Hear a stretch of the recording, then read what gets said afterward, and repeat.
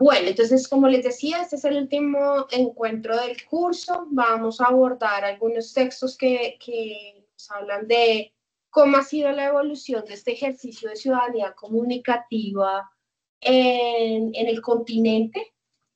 Y pues se van a plantear pues, algunas reflexiones sobre los retos que ha implicado este ejercicio de la ciudadanía comunicativa. Entonces, el primer texto que vamos a abordar es el texto de Fendi Maldonado.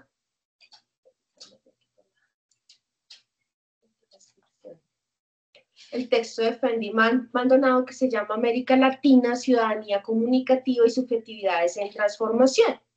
Y entonces Fendi Maldonado, profesor brasileño, nos empieza a hacer un recorrido por lo que ha sido el panorama del continente en términos de esas iniciativas que están surgiendo en distintos países en relación con la participación ciudadana, con entender una forma distinta de integración regional y algunas iniciativas que han emergido en el marco como de esa apuesta de una comunicación desde la ciudadanía, desde una ciudadanía más activa, ¿no? Entonces, él nos dice que en la segunda década del siglo XXI, es decir, después del 2010, nuestra región experimenta un cambio muy importante hacia la autonomía mediante la creación de organismos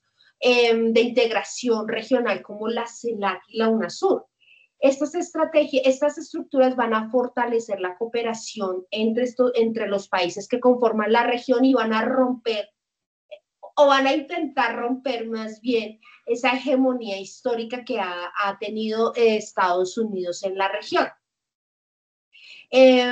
Digamos que la región ya también empieza a cuestionarse de manera mucho más fuerte esos modelos económicos impuestos por el Fondo Monetario Internacional y el Banco Mundial. Se empiezan a presentar el fenómeno de estos gobiernos de izquierda que con sus más y sus menos empiezan a incluir otras lógicas y una lógica mucho más alternativa en algunos casos, en donde pues empieza a hablar pues ya con más fuerza de las clases vulnerables, a fomentar apuestas por la justicia social, por el respeto a los derechos humanos. Esto recogido desde el Nobel de Economía Joseph Stiglitz, ¿no?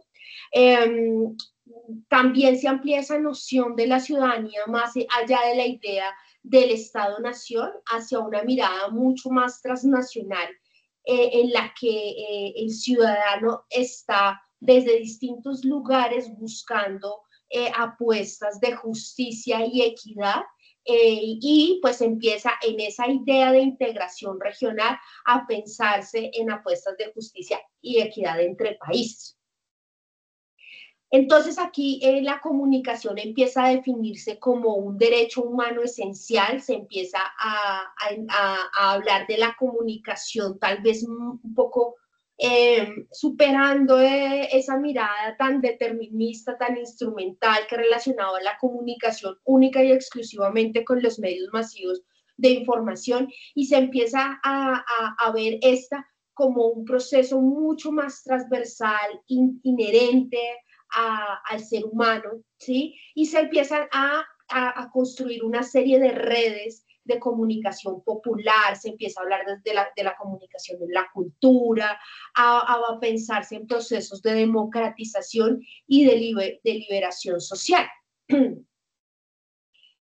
Digamos que como una iniciativa que él rescata muy interesante está lo que ocurre durante el gobierno de Rafael Correa en Ecuador, con el nacimiento de este canal de televisión que se llama Telesur, ¿no? Que ejemplifica una apuesta multimedia desde la mirada de Strasburger, una apuesta multimedia pues de alguna manera transgresora, transformadora, que viene a combinar formatos tradicionales con unas apuestas más renovadoras, con narrativas más transmedia, promoviendo una idea de diversidad cultural y la inclusión de expresividades populares en su programación. Entonces, digamos que toda esta apuesta indigenista, toda esta apuesta muy desde los saberes locales, muy desde lo popular, es lo que empezamos a ver en este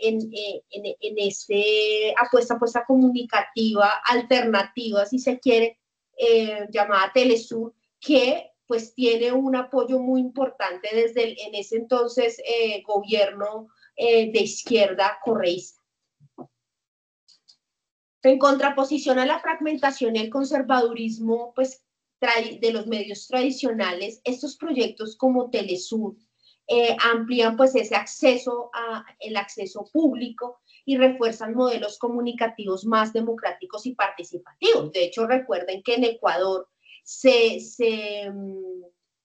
creó una ley de comunicación amplia que viene también en toda esta lógica de regular el sector de la comunicación, de que la comunicación sea mucho más abierta, mucho más democrática, mucho más participativa en Ecuador.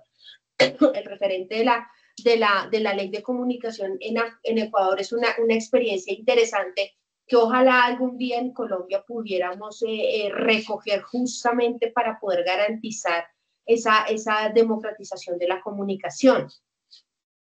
Entonces empiezan a coger fuerza estos movimientos populares, movimientos que tienen un componente comunicativo muy fuerte, ¿no? Que empiezan a apoyarse en las tecnologías también para difundir sus narrativas, para defender sus creencias, para defender sus apuestas. Llega todo este tema del software libre y esta producción cultural que va a ser independiente. Entonces, se genera una redefinición del actor social en términos de la cooperación y la creatividad, rompiendo esos modelos tradicionales de comunicación más instrumental, más mecánica, ¿no? Entonces, la noción del sujeto comunicante resalta la capacidad de producir, dice Maldonado, y compartir conocimiento de forma libre e igualitaria. Con algunas distancias, yo creo que hay que tomar esta reflexión o este análisis de Fendi Maldonado, porque si bien es cierto, sí podemos decir que se generó como una nueva ola de apuestas alternativas de comunicación, de apuestas populares de comunicación, pues podemos decir también que esos actores están allí en la puja o enfrentándose en el mismo espectro con otros actores mucho más poderosos. ¿Sí? Entonces ahí es donde entramos a decir que la Internet no es neutral. Es decir, pensar que la Internet como espectro es un espectro neutral donde todas y todos podemos participar, podría llegar a ser un poco ingenuo, porque la Internet está dominada también y está manejada por unos pequeños y poderosos grupos económicos que por supuesto le van a dar prioridad a lo que satisface sus intereses económicos y políticos. Y eso también, digamos, si lo analizáramos desde la economía política de la comunicación, tenemos que ser muy apegados a la realidad. Pues, ¿quiénes son los dueños de Google? ¿Quiénes son los que mandan la parada en las redes sociales? ¿No? ¿Cuáles son los intereses? Los hombres más mega ricos del mundo son los que dominan las redes sociales, ¿no? Entonces, obviamente que ellos van a difundir por su medio, por su plataforma, lo que a ellos les interesa y lo que va con la apuesta ideológica que ellos tienen, ¿no? Y eso nunca debemos dejar de tenerlo presente, ¿no? Rescatando todo lo positivo que ha sucedido después en las primeras 2 décadas y media del siglo XXI, también tenemos que ser conscientes y no perder de vista que estamos también frente a poderosos que pues tienen unos intereses. En este contexto global de crisis, pues América Latina dice Zizek, que es un filósofo que va a decir que América Latina ofrece un terreno fértil para desarrollar subjetividades inventivas y solidarias, capaces de resistir las lógicas de dominación y el capitalismo y promover lo que denomina, en comillas, un buen vivir, ¿no? Entonces, toda esta apuesta por el summa causa y el buen vivir, que son todas estas apuestas de volver a lo básico, de volver a la tierra, de rescatar los saberes ancestrales, va muy en esa lógica en estas 2 décadas, digamos que ha tomado muchísima fuerza y en la academia nosotros lo podemos ver. Los discursos y las narrativas en las facultades de comunicación, en los programas de comunicación, están muy orientadas a eso, a la comunicación para la transformación, a la comunicación para el cambio social, a la comunicación popular, la comunicación alternativa, porque se cambió el discurso, este discurso de entender la comunicación única y exclusivamente, o el fenómeno de la comunicación o el campo de la comunicación solo como el escenario mediático y ya, el escenario del medio tradicional y ya. Entonces hay otras apuestas que justamente nacen desde la ciudadanía, que es bien interesante recoger y analizar en el marco de la realidad geopolítica de los países que conforman el continente, de los países más pobres del continente, por supuesto, entre esos Colombia, ¿no? De los países con más situaciones de desigualdad, con situaciones de violencia, como en el caso de nuestro país, ¿no? Entonces se rescatan ese tipo de iniciativas, apuestas ciudadanas y movimientos sociales que empiezan a crecer y que empiezan a tomar mucha fuerza, como en Chile, el movimiento estudiantil en Chile, el movimiento a favor del aborto en Argentina, en México e incluso acá en Colombia. Son apuestas de ciudadanía comunicativa que justamente empiezan a levantar la voz desde distintos lugares, no solo en el plano de lo digital, sino también en el plano de la acción concreta real en la calle, para defender toda esta apuesta de los derechos. Entonces, vamos a ver un pequeño video. Les invito a Andrés y Linda para que podamos comprender un poco sobre este concepto del activismo digital y cómo se comprende en el marco de esta nueva comunicación, que es la comunicación digital o la comunicación a través de las redes sociales. En Argentina, Colombia, Bielorrusia, Irán o Uganda, el activismo digital es una herramienta vital para las personas que luchan por alguna causa. Pero, ¿cómo se crea una protesta digital exitosa? Conversamos con varios activistas sobre sus historias y motivaciones. Este es nuestro tema de hoy en Enlaces. Bienvenidos.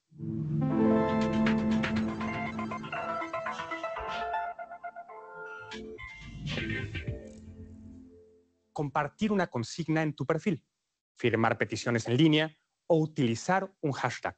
La protesta digital es una forma muy eficaz de apoyar una causa y reunir a personas con ideas similares. Además, los estudios demuestran que este ciberactivismo va más allá de lo superficial. Lo vimos con Black Lives Matter o Me Too. Cada vez son más los movimientos que tienen su origen en Internet.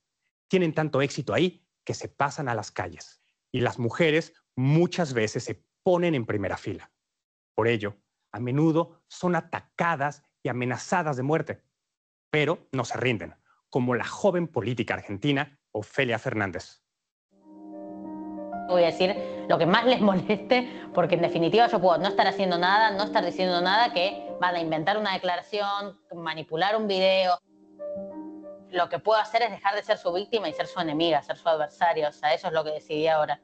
Y Ofelia no es la única que no se calla. Muchas campañas creadas por mujeres han ganado mucha atención en los últimos años. Por ejemplo, está el hashtag MeToo, con el que numerosas mujeres han denunciado agresiones o acoso sexual en su día a día. El movimiento MeToo ha logrado que hombres de la alta esfera hayan perdido sus puestos de trabajo y que algunos países hayan endurecido sus leyes para proteger a las mujeres. Pero sobre todo, lo que se ha ganado es conciencia sobre este tema. Otro ejemplo es la positividad corporal en Instagram. Este movimiento apuesta por mostrar los rostros y los cuerpos tal cual, sin filtros y con todas sus imperfecciones. Su mensaje: todos los cuerpos son bellos. En el debate sociopolítico, Internet ofrece a los activistas de todo el mundo muchas oportunidades de participar y crear redes.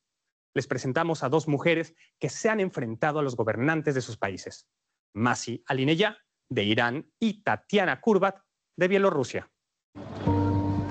Hasta el día de hoy, Alexander Lukashenko continúa presidiendo Bielorrusia pese a haber perdido las elecciones en 2020, en unos comicios que se consideran amañados.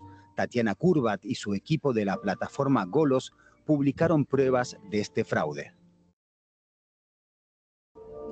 Demostramos que hubo fraude electoral gracias al informe que publicamos en Internet. La Unión Europea, Estados Unidos y la OCE no reconocen a Lukashenko como presidente legítimo. Más de 1 millón de electores se registraron en la plataforma Golos para hacer público su voto. Esto permitió contrastar la información real con los resultados oficiales.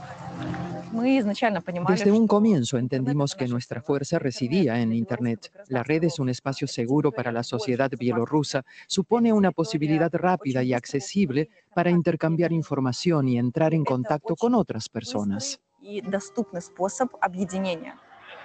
Para opositoras como Tatiana Kurbat, la tecnología es una de las principales armas de la revolución, pero no solo en Bielorrusia. También en Irán, Internet sirve de vehículo para las protestas. Desde su exilio en Nueva York, Masih Alinejad confía en el peso que tienen sus más de 7 millones de seguidores. En las redes publica fotos y videos de mujeres iraníes que se niegan a cubrirse el pelo, y eso a pesar del enorme riesgo que supone. El régimen incluso sacó una nueva ley que dice que quien envíe videos a Masih Alinejad podría enfrentarse a hasta 10 años de prisión, pero su intento de censura no les funcionó. De inmediato recibí una avalancha de videos de gente que prefería ir a prisión que callarse. Esto permite al movimiento de protesta evitar la férrea censura iraní y llegar a gente de todo el planeta. Esto es un logro de la campaña. Ahora el gobierno teme a las mujeres. Tatiana Kurbat y Masih Alinejad tuvieron que exiliarse a causa de sus convicciones. Dejaron de estar seguras en sus respectivos países. Su activismo se convirtió en una molestia y una amenaza para los gobernantes. Pero ¿cómo consiguieron que sus campañas online tuvieran tanta repercusión? Para proteger a los ciudadanos de regímenes represores como el de Bielorrusia, la anonimidad que proporciona Internet juega un papel decisivo. El equipo de la plataforma Golos emplea para ello técnicas de encriptación que resultan efectivas. Para registrarse en la plataforma Golos se emplean chatbots de los servicios de mensajería Telegram y Viber. Es absolutamente seguro porque el único dato que necesitamos de los usuarios es un número de teléfono que está encriptado. Ni siquiera nuestros programadores tienen acceso a los teléfonos registrados en la plataforma. En efecto, ninguna persona ha sido detenida hasta el momento por enviar su papeleta de voto a la plataforma. Otra posibilidad para lanzar con éxito una campaña online son los hashtags. Estas etiquetas funcionan especialmente bien en redes sociales y buscadores. Masih Alinejad empleó hashtags con una fuerte carga significativa en sus campañas online. Primero lancé una campaña llamada White Wednesdays para que cada miércoles las mujeres saliesen a la calle sin el velo, lo que es ilegal. Otra de las campañas fue My Camera is my weapon. Significa que cuando el gobierno te acosa o te amenaza, puedes usar tu cámara para exponerlos. El régimen tiene mucho miedo de esta campaña porque está permitiendo a la gente recuperar su voz. Un importante paso no solo para las mujeres iraníes. Los hashtags pueden desencadenar una avalancha. En América Latina tenemos un gran ejemplo, el hashtag Ni Una Menos. Desde el 2015, con esta consigna, las activistas han puesto en la mira la violencia generalizada contra las mujeres. Las continuas protestas han logrado que varios países del continente aumenten la representación femenina o promulguen leyes para una mayor igualdad de oportunidades. Por ejemplo, en Argentina. Ahí, el aborto es legal desde finales de 2020. La joven política y activista Ofelia Fernández ha luchado por ello durante mucho tiempo. De Instagram a la legislatura de Buenos Aires, la carrera política de Ofelia Fernández se vio impulsada por Internet. A los 18 años saltó a la fama por su desparpajo. En primer lugar, estamos yendo contra esta reforma que nos parece antieducativa. No, pero eso es el reclamo. Espera. Nosotros queremos. Chiquita, el reclamo está todo bien, se entiende. Chiquita, no me diga. Ese momento fue decisivo para su trayectoria política. En el momento el conflicto educativo seguía, entonces estaba muy contenta, sobre todo por eso, digo, por decir, bueno, se está viralizando y pensaba que era muy momentáneo. Lo loco fue ir darme cuenta de que eso iba a ir ascendiendo y ascendiendo y ascendiendo. Hoy cuenta con casi 1 millón de seguidores en sus redes sociales. Su popularidad en Internet le sirvió para su campaña por el derecho al aborto. Se viene diciendo que el aborto clandestino existe y mata. Mujeres pobres y varones trans están muriendo. Haciendo uso del activismo digital, contribuyó a que el Senado argentino aprobase en 2020 la ley que legaliza el aborto, su primer gran éxito político.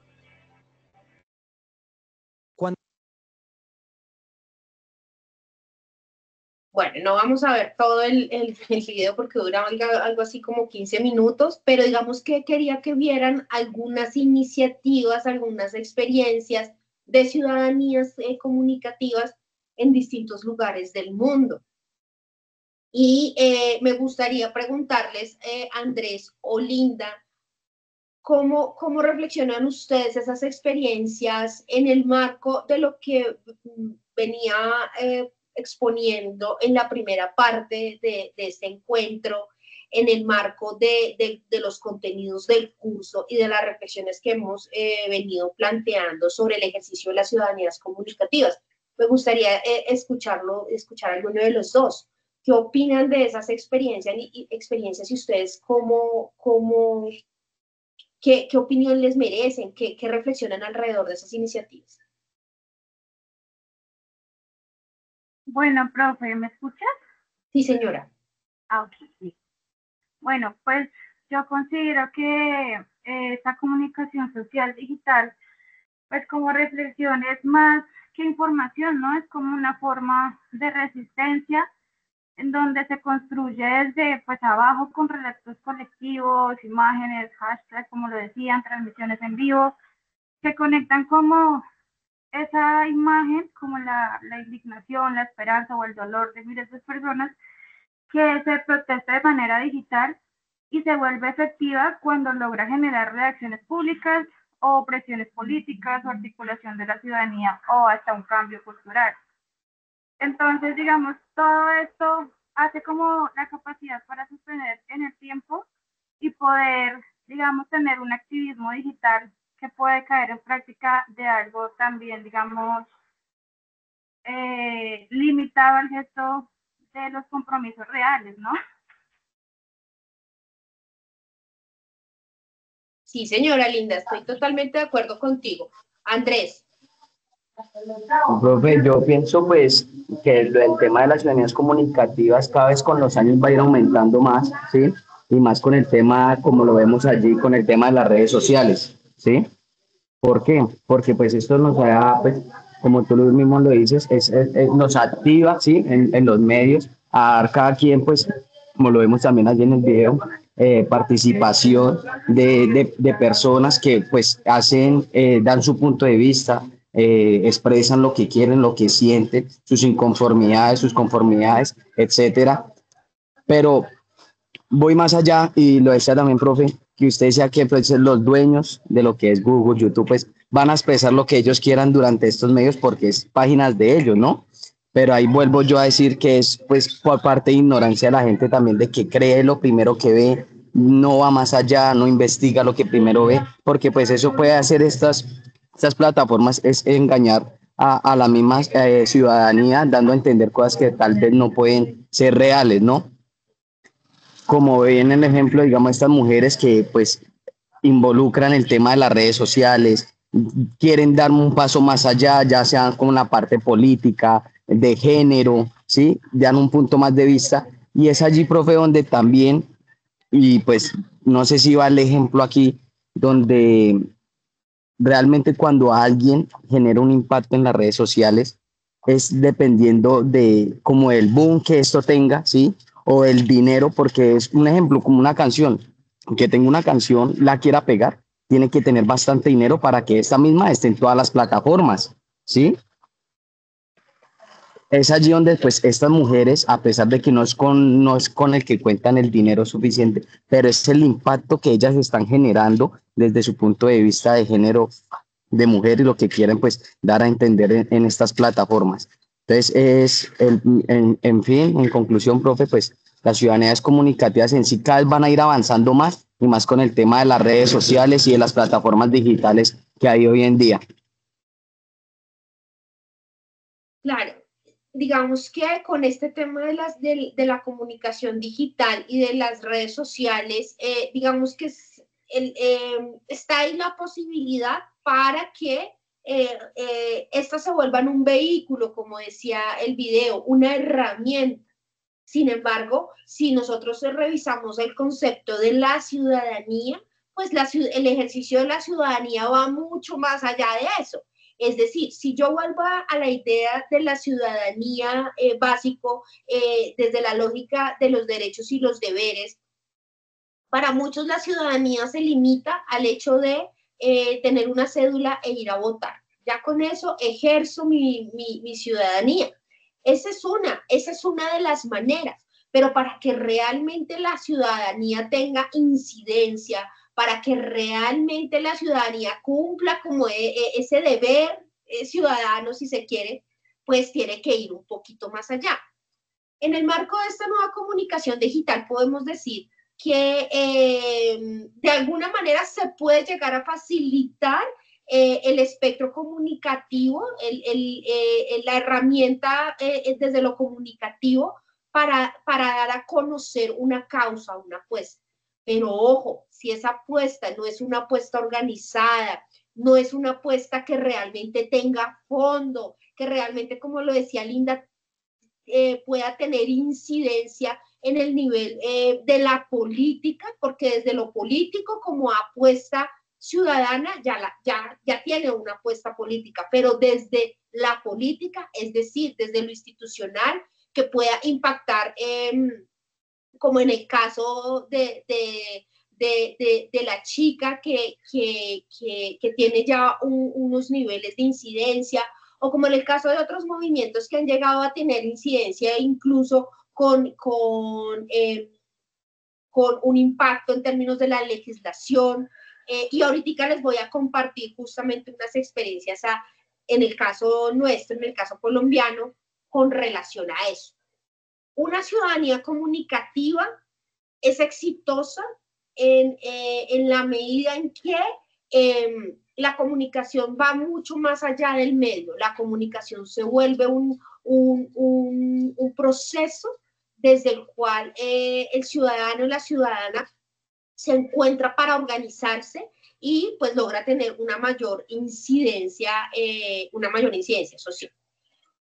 Entonces, ahora quiero que vamos a ver un texto de el académico español Francisco Sierra, profesor de la Universidad de Sevilla y ahora congresista, que se llama Ciudadanía Digital y Sociedad de la Información en la Unión Europea, un análisis crítico. Entonces, él va a hacer un ejercicio de reflexión sobre cómo es esto de la ciudadanía digital en Europa y pues se va a distanciar también de esa mirada tan optimista alrededor del impacto que tiene la comunicación digital en los cambios, en las transformaciones que la sociedad necesita. Entonces, en este texto, Francisco Sierra critica el concepto de sociedad del conocimiento y evalúa el impacto limitado de la agenda de Lisboa en la modernización tecnológica y destaca las fallas en la implementación del e-gobierno y en las políticas de desarrollo local. ¿Por qué? Porque, ¿qué dice Francisco Sierra? Digamos que esta idea del gobierno digital, esta apuesta de un gobierno más cerca a través de las plataformas digitales, pues realmente, según el análisis que él hace, pues se queda más en lo estético, más en lo escrito que realmente en algo llevado a la práctica. ¿no? Entonces nos dice que las nuevas tecnologías de la información y la comunicación realmente no han logrado transformar el capital social, ¿no? El capital que tiene que ver con el conocimiento, ¿sí? Porque realmente siguen persistiendo las desigualdades económicas y políticas en su uso y acceso, ¿sí? Entonces él dice, mientras haya un debate alrededor de la desigualdad, existan personas que hoy todavía, en pleno siglo XXI, terminando el primer cuarto de siglo, todavía hay personas que no tienen acceso a Internet, no tienen acceso a Internet ni acceso a otra serie de necesidades, no tienen satisfechas otra serie de necesidades, pues no podemos hablar de que es que estamos logrando pues la transformación de la sociedad desde la comunicación digital, ¿sí? A este modelo de capitalismo cognitivo, que recuerden que el capitalismo cognitivo es un concepto que describe una fase del capitalismo donde el conocimiento, la información y la inteligencia se van a convertir en los principales motores de producción y acumulación de riqueza, ¿no? En donde se negocia con nuestra información, se negocia con nuestros datos, se mercantiliza el conocimiento y la creciente importancia de las industrias basadas en la información y en la tecnología, ¿no? Entonces, todo el negocio que hay alrededor del conocimiento. Entonces, este capitalismo cognitivo va de alguna manera a estar ahí también como a la sombra de esas apuestas, de esas políticas comunitarias, persistiendo e insistiendo en la idea de la competitividad económica en lugar de la participación democrática y la cohesión social, ¿sí? Entonces, están emergiendo nuevas apuestas sociales, ciudadanas, para defender causas comunes, ajá, pero lo cierto es que el modelo económico sigue siendo el mismo. El modelo económico es un modelo que sigue profundizando la desigualdad social, y mientras ese modelo sea ese modelo, pues los cambios y las transformaciones que se logren, pues no van a tener el impacto que se espera. Digamos que nos dice que en términos de lo que sucede en el continente europeo, la integración tecnológica ha sido desigual, se sigue manteniendo la brecha digital entre las regiones más desarrolladas y las regiones más periféricas, como en el sur de Europa. Se ha priorizado más la modernización administrativa sobre la participación ciudadana. Entonces, el ejemplo que ponía de la idea del e-gobierno, ¿no? De este gobierno en línea, el gobierno digital. Entonces, todo muy bonito en términos de la infraestructura digital, ajá, pero en términos de lo que tal vez ofrecen y venden con relación a la participación ciudadana, poco, ¿no? Entonces, las desigualdades en el acceso a las nuevas tecnologías van a reflejar esos desequilibrios económicos y culturales entre países, entre regiones, que van a estar agravados, dice él, por la orientación neoliberal de las políticas comunitarias, ¿sí? Mientras exista un modelo neoliberal que nos gobierne, que determine la forma como se desarrollan las políticas públicas, pues esas políticas comunitarias van a estar atravesadas por eso, y no podemos hacernos pues los ciegos frente a esa realidad. Esa es una realidad estructural que tendríamos que cambiar, pero que para cambiarla pues se necesitaría de una apuesta conjunta mucho más fuerte, mucho más consolidada, ¿no? La gobernanza digital requiere un cambio conceptual enfocándose en la descentralización y en la participación activa realmente de la ciudadanía para superar el marco tecnocrático actual, ¿no? Eso es lo que Francisco Sierra nos plantea, que pone el ojo en decir, no hablemos de un ejercicio realmente de transformación desde lo digital, desde este activismo digital, cuando en los países permanece y pervive un modelo económico que profundiza las desigualdades de todas las formas posibles.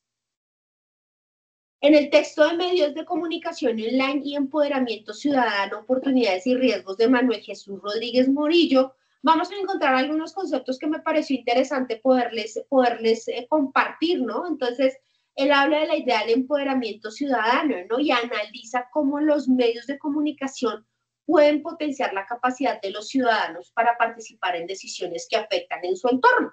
Y sí, eventualmente eso sí puede llegar a estar pasando, que esas decisiones y que esa participación pueda de pronto tener una incidencia mucho más fuerte, pues hay que seguir apostándole a que sí la tengan.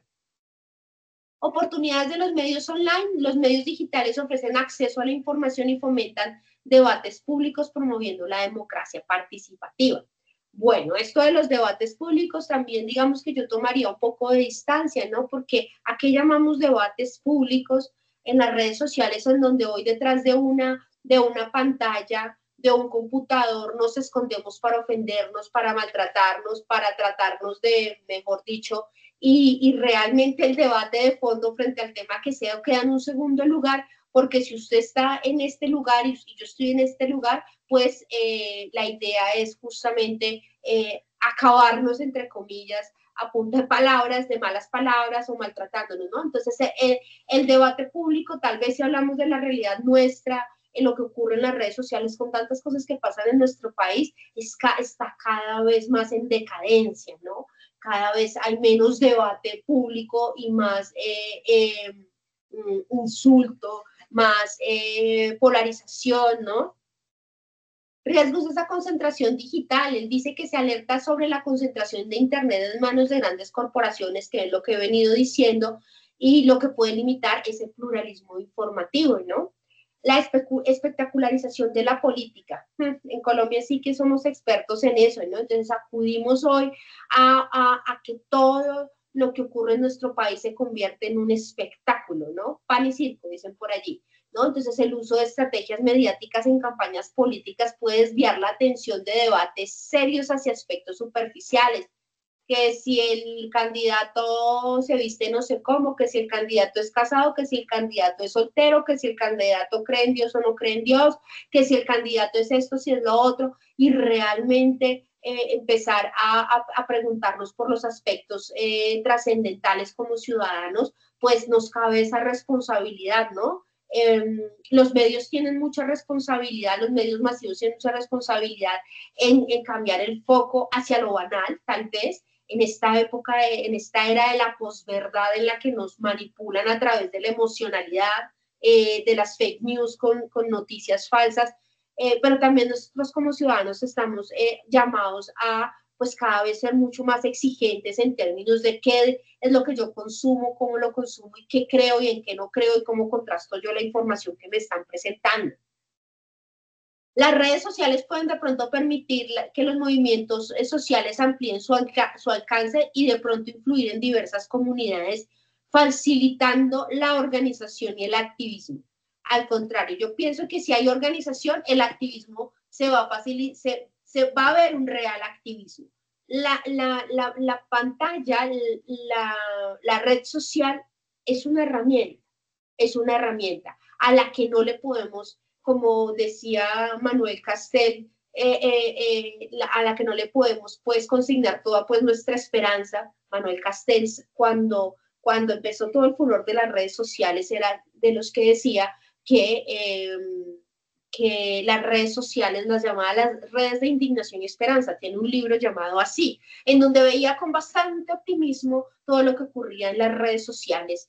Y pues con el tiempo se fue demostrando que pues realmente para que haya activismo tiene que haber organización, ¿sí? Tiene que haber movimiento en términos del movimiento de la cohesión social, del encuentro, bueno.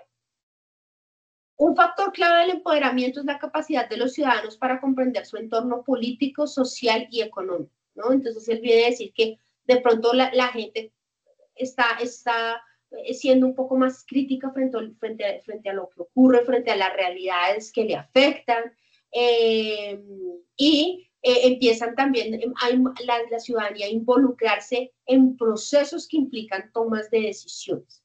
Ojo, pero en este escenario, vuelvo y digo, de la posverdad, en donde nos manipulan a través de las emociones, en donde los hechos los hechos objetivos pasan a un segundo plano y la emoción es utilizada para atraer likes, para atraer seguidores, para atraer simpatizantes, pues obviamente que debemos como ciudadanos pues tener mucho cuidado y estar muy alerta con ello. Las redes digitales ayudan a superar la desconexión entre generaciones y brindan un espacio para nuevas formas de participación. Ese es un elemento positivo que hay que destacar. Se señala que los movimientos sociales como el 15M en España y otros tantos usaron las redes sociales para cuestionar las estructuras tradicionales del poder. La educación cívica digital. Los medios online deben incluir elementos que permitan a los ciudadanos profundizar en su aprendizaje y participar de manera informal. Bueno, ahora les quiero compartir unas reflexiones de un artículo que tengo yo, que no se llama así, pero digamos que los temas que yo toco allí se llama, habla alrededor del activismo social y las tecnologías, a partir de situaciones y de casos colombianos, desde los cuales podemos de pronto ver qué tan efectivo ha sido el tema de las redes sociales en esos movimientos. Entonces, refiriéndose al aparente éxito de las plataformas tecnológicas, y aquí retomo lo que venía diciendo Emmanuel Castells, él sostenía en el 2012 que, comillas, una nueva generación de activistas ha descubierto nuevas formas de cambio político mediante la capacidad de comunicarse y organizarse de forma autónoma fuera del alcance de los métodos habituales de control político y económico. Y eso es cierto. Los jóvenes hoy, a través de las redes sociales, algunos, no todos, no hay que generalizar, están usando las redes sociales para cosas para aspectos de incidencia social. Y muchos movimientos sociales hoy en día están usando las redes sociales como canales para divulgar esas apuestas, ¿sí? Algunos analistas como Malcolm Gladwell, quien publicó el artículo Small Change, Why the Revolution Will Not Be Tweeted, en el que cuestiona el poder de los medios digitales para generar cambios en el mundo físico, ¿sí? En lo que dice allí es, ¿de cuál revolución estamos hablando? Esta no es la revolución de Twitter, ¿no? Y él viene a cuestionar justamente que lo que pasa necesariamente en las redes sociales no es necesariamente lo que realmente está pasando en el mundo real, ¿no? En una postura similar, Emiliano Trerré y Alejandro Barranquero, que son dos profesores españoles, sugieren en el año 2013 una mirada menos ilusionista de las TIC y a la vez menos instrumentalista de la comunicación, lo que yo les decía ahorita, ¿no? Por un lado, al intentar desmitificar el determinismo tecnológico a partir de una visión histórica desde la cual reseñan cómo cada nueva tecnología ha sido caracterizada como el detonante de las transformaciones históricas. Entonces, lo que ellos dicen es, no caigamos en un concepto que utiliza Alejandro Barranquero particularmente, no caigamos en esta idea del ciberoptimismo, ¿no? De creer que a través de las redes sociales, como lo creía Manuel Castells, vamos a cambiar y a transformar el mundo. Bueno, entonces ahora para hablar de la realidad nacional, pues un ejemplo que de pronto ustedes recuerdan es lo que ocurrió en la campaña presidencial del año 2010 en los comicios electorales, ¿no? En donde pudimos notar que los dispositivos tecnológicos y sus plataformas son sencillamente un medio, una herramienta para dar a conocer y hasta para opinar, pero no para transformar, ¿no? Entonces, no sé si ustedes recuerdan que en el año 2010 hubo un movimiento político que se denominó la Ola Verde, ¿sí? Que era la campaña de Antanas Mockus. Esa campaña, pues, generó una gran expectativa frente al panorama electoral en Colombia, y muchos ciudadanos, y desde las redes sociales, consagraban a este candidato, Antanas Mockus, como el presidente de la nación. Y lo que ocurrió realmente en las urnas fue todo lo contrario, ¿no? Entonces, a este candidato, por ejemplo, lo estaban apoyando jóvenes que no tenían cédula, ¿sí? En redes sociales. jóvenes que no salieron a votar, por ejemplo, ¿no? Entonces, ese suceso nos enseña pues que no todo lo que pasa en las redes sociales es lo que realmente va a suceder en la realidad. Entonces, esta tendencia a ese determinismo tecnológico ha olvidado que los movimientos sociales o los movimientos sociales, fenómenos sociales surgidos en la última década, los movimientos estudiantiles, los movimientos agrarios de los últimos 20 años, es como el fruto de un trabajo organizado, articulado, coordinado entre diferentes vertientes políticas y sociales que los conforman, con contradicciones internas, pero con acuerdos claves sobre lo fundamental. Por ejemplo, no sé si ustedes recuerdan el movimiento de la MANE, que fue un movimiento social bien importante que se dio más o menos en el 2011, 12, 13, por allá, quienes con diferentes estrategias como foros, asambleas, reuniones, comités, conciertos, besatones, bailatones, abrazatones, carnavales, lograron la solidaridad y la atención de la opinión pública para que se retirara la propuesta de reforma de la Ley 30, la Ley Nacional de la Ley General de Educación, gracias a todas esas acciones. Por supuesto, ellos utilizaron las redes y las plataformas digitales para divulgar mucho de lo que ellos hacían, pero si no hubiera habido todo lo que yo les acabo de mencionar, seguramente el movimiento no hubiera sido tan exitoso como lo fue, ¿no?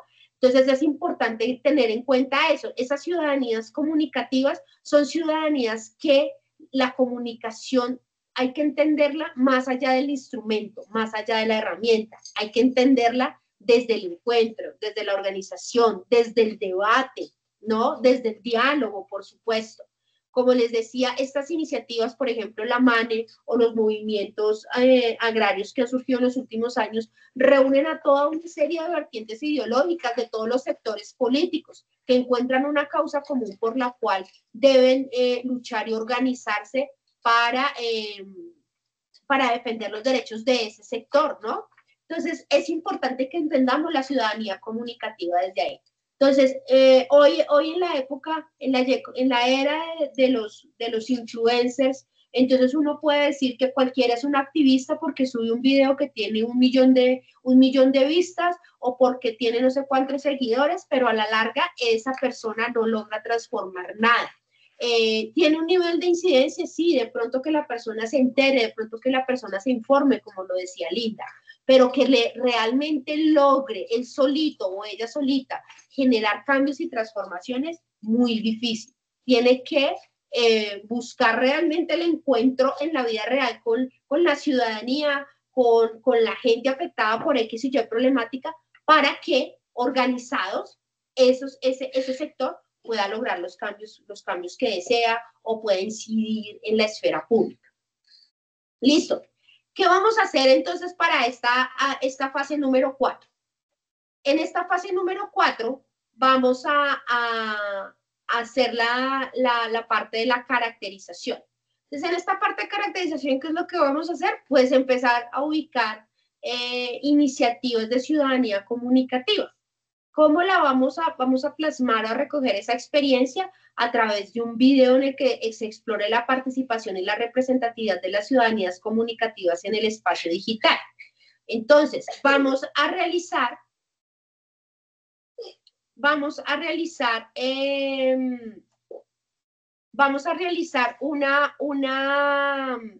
una investigación sobre experiencias de ciudadanías comunicativas. Entonces, incluir estudios de casos sobre activismo digital, uso de redes sociales, campañas de concientización, entre otros movimientos como los que les acabo de mencionar.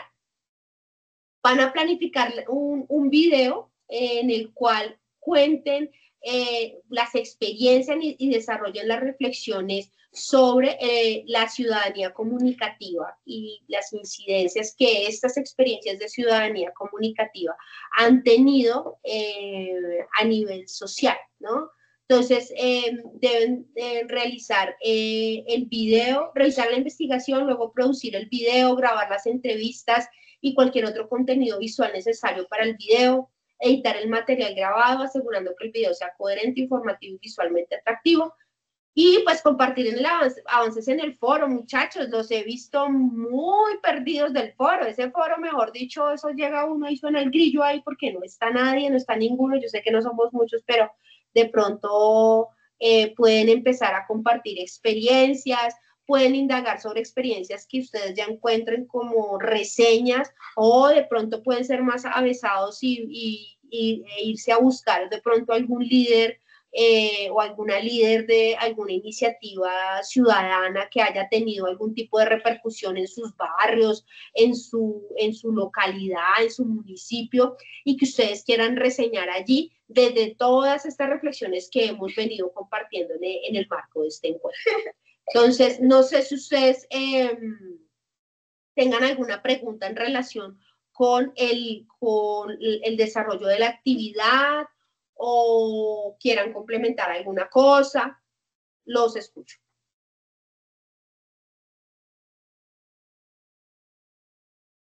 Pues yo estoy de acuerdo contigo con lo del MANE, porque es que últimamente yo he visto en esas plataformas, por ejemplo en TikTok, me parece una pésima plataforma, donde ahora los jóvenes ya no informan, sino que ahora suben cosas sin contenido, sin información, sin nada. Y de hecho tienen millones de likes que yo digo, la gente cómo le puede gustar eso.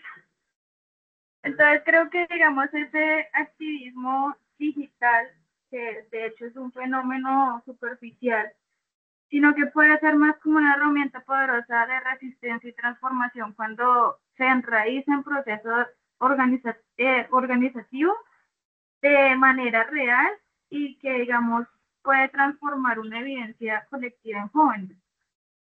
En ese caso, no sé, no sé cómo una investigación exhaustiva que tú dices, ¿es con un tipo de población o puede ser cualquier tipo de población, adultos, jóvenes? No, mira, lo que ustedes de pronto pueden hacer, o sea, ¿cómo lo han hecho en anteriores cursos? Entonces, por ejemplo, pueden buscar algún experto que les hable sobre el tema de las ciudadanías comunicativas y ustedes reseñar experiencias que encuentren, que indaguen, que investiguen en ese video sobre ciudadanía comunicativa. Esa sería una, ¿sí? Y complementar con un experto que les hable del tema. Otra forma sería buscar una experiencia de ciudadanía comunicativa desde la cual ustedes quieran reseñar en el video y ustedes reflexionar sobre por qué es una ciudadanía comunicativa a partir de lo que hemos venido hablando a lo largo del curso. ¿Sí? Entonces, por ejemplo, ustedes dicen, no, resulta que en mi barrio la comunidad se organizó para exigirle al gobierno local que se resolviera un problema con las vías del barrio porque están en un estado muy complicado. Entonces, pues, ¿cómo se organizó esa ciudadanía comunicativa? Pues hicieron reuniones, hicieron encuentros, difundieron a través de redes sociales, ¿sí? Pero entonces lograron una incidencia, digamos que lograron que el gobierno local los escuchara y que tomara cartas en el asunto con la exigencia que ellos estaban haciendo, ¿sí? Entonces se organizaron, se movilizaron y tuvieron éxito con esa movilización. Esa sería otra forma.